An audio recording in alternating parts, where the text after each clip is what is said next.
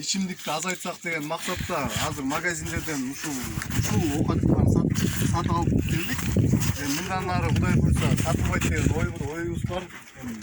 Бештеректин жаштары до конца турабыз.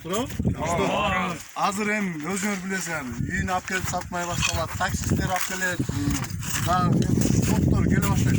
Ошол коптун баарын тыйганга аракет кылалы. Анан таксисттер дагы ушул алып келбеңиздер, суранабы. Алып келсеңиздер да уже бул сиздин мойнуңузга жатат да. Ким алып келсе да ошонун мойнуна жатат. Бештерекке ичимдик азайсын, ичилбей калсын деген максатта эле ушуну азайсын эмес, жок болсун да. Анан ошол кел абай.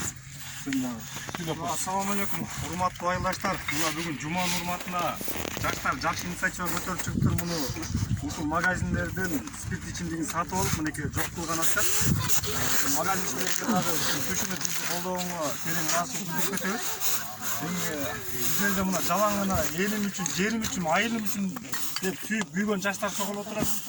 Ушул мына урматтуу ата-энелер, урматтуу айылдаштар, сиздерге кайрылар мына жакшылыктар болот. Ошол жакшылыкка деле ушул аракты алып келбей эле мына кыргыздын нукура сусундугу бар кымыз менен өткөзсөк жакшы болот деп ойлойм да. Мына бүгүн жакшы инициатива көтөрүп эми таксисттерге да кайрылып кетсек.